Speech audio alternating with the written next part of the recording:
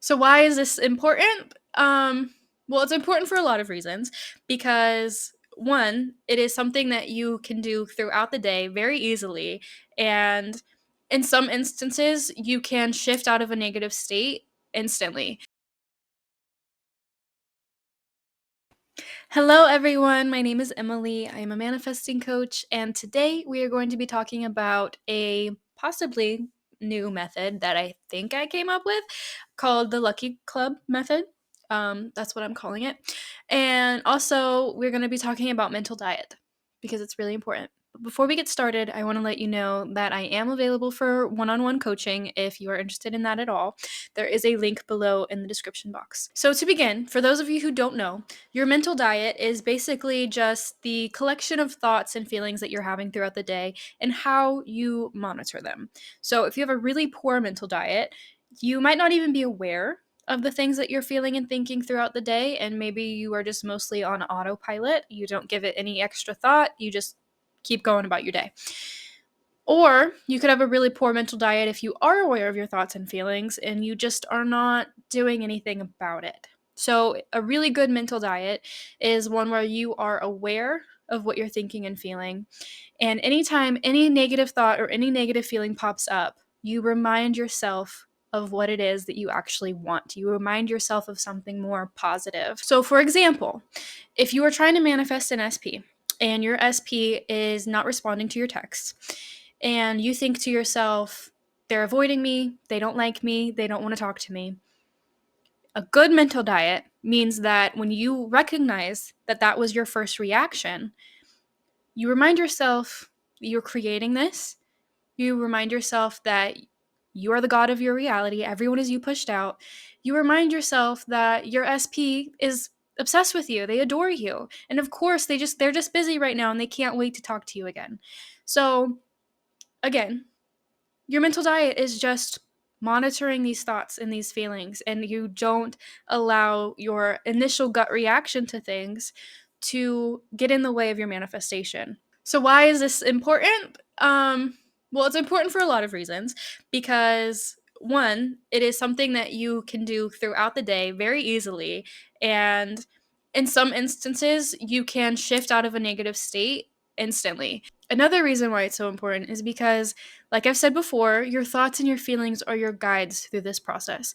So, the way that I like to look at it is like your mental diet is sort of taking out the map and making sure that you're still on track. Essentially, if you want to like extend that metaphor, you are driving down a highway, you're getting out the map, and you're making sure that every time you start to take the wrong exit, you get right back on the highway.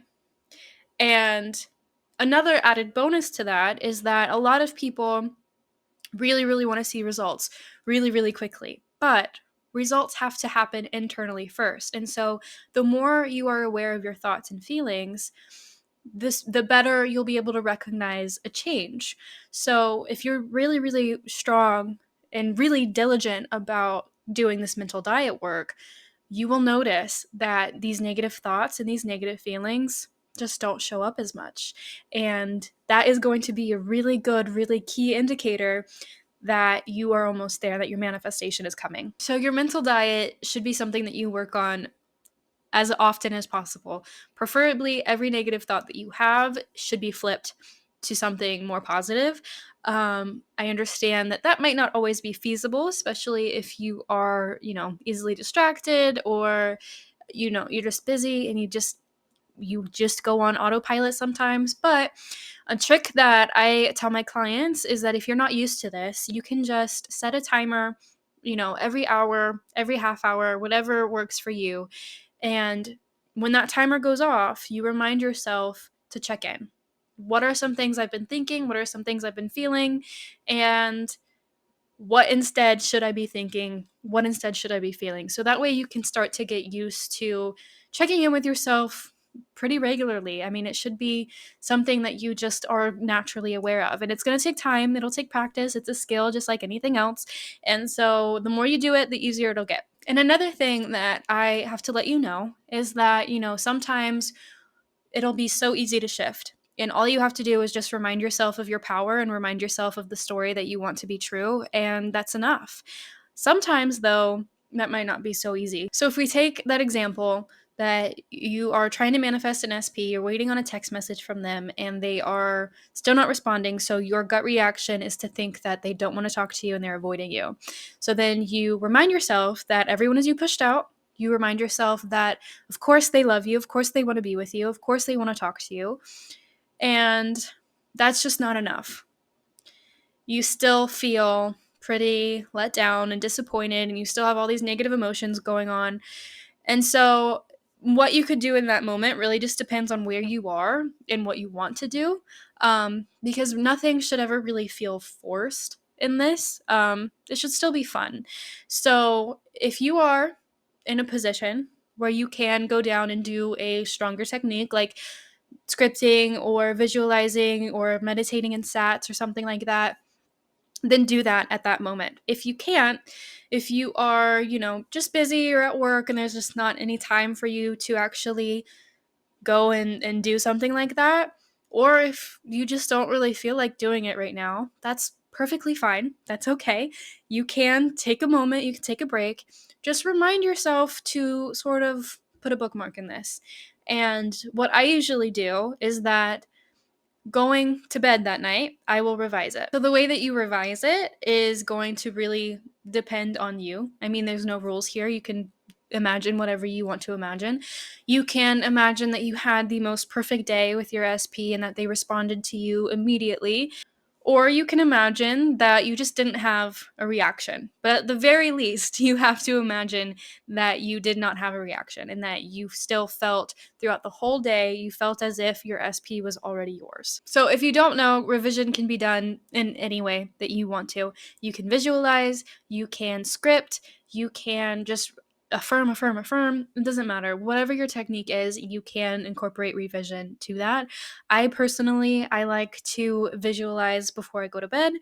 You can do that. You can do anything as long as you are incorporating the actual revision process. So, for instance, if you're just using affirmations, you can just repeat to yourself that I've always felt really great about my SP. I've always felt like my SP was mine, and yada, yada, yada. If you're just scripting, you can just write out a story about your day, how you wished it would have gone, or you can obviously just visualize that scene. So be kind to yourself as you start to incorporate this into your daily routine because this is still a skill. It's still going to take a little bit of time to get used to. Not a lot of people are already used to being on top of their thoughts and their feelings. So the more you do this, the easier it will get, I promise.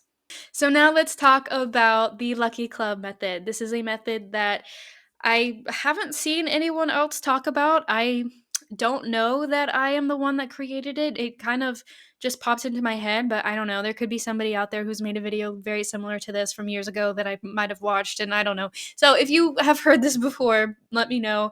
I will link whatever video or resource that you have. So this is something that I've been telling my clients to do. This is something that I do myself. I mostly use the Lucky Club method for mental diet work. But you can also use it for other techniques too. You can incorporate it into your visualizations or your scripting or whatever. So, the Lucky Club method is kind of a derivative of the Lucky Girl Syndrome trend, where people were pretty much just affirming to themselves how lucky they were. And then, obviously, like things would happen in their lives that would prove that they're really lucky. But for this, though, this is going to help in those instances where you are feeling insecure or inferior to somebody else because there are a lot of instances and I know that we're told not to compare ourselves to others, but I think unless we really really work really really hard at it, it's just something that just comes naturally for a lot of people. So the Lucky Club method comes in when you are manifesting an SP and you are incredibly jealous of seeing other happy couples. If your friends are talking about their great relationships, or if you see somebody walking down the street and they are holding hands and they look so happy, then instead of, feeling jealous or feeling insecure or inadequate or whatever it might be, you tell yourself, wow, I'm so lucky to have that too. Or we're so lucky to have great, healthy, strong relationships. And instead of allowing yourself to identify with the version of you that is inferior to those people, you instead see yourself as equal to them. So if you're also trying to manifest money, instead of when you see, somebody who obviously is very wealthy, or if you have a friend who is very wealthy, instead of allowing yourself to feel inferior and think, how unfair it is or how jealous you are that they have so much money, you think, we are so lucky to have this money. And if you're trying to manifest physical appearance changes or weight loss or whatever, and you see somebody who you think is more attractive than you, instead of feeling insecure, you would say, we're so lucky to be so beautiful. We're so lucky to be so attractive. So you can really use this with any instance, in any scenario, in any sort of thing that you're trying to manifest, because 9 times out of 10, there's always going to be somebody out there who has what you want, who is going to make you feel inferior, who's going to make you feel jealous. And this is a great way to mitigate that. So, if you want to take this method a step further and you don't want to just use it for your mental diet, you can also use it for pretty much any other technique. Or you can use it when you are revising your day. If there was somebody who you saw who made you feel insecure, you can use that method then and revise that. Instead of feeling insecure, you felt lucky to be like them. Or you can come up with somebody completely fictional who has everything that you want. And instead of, having a conversation with this person in your mind where you feel jealous or insecure, you have a conversation with them and you feel like you're equals. You see yourself as on the same playing field as this other person that has what you want, and you remind yourself that you are both so lucky to have what you have. Since I've been trying this technique, I have been noticing that it is so much easier for me to stay on top of my mental diet. It is so much easier for me to shift out of that negative state, because it really does remind me that I am lucky and that I am, just as equal, just as good, just as pretty, just as smart, just as successful as anybody else. So I hope that this was helpful. Let me know if you try it. Let me know what your successes are, and I'll see you guys in the next one.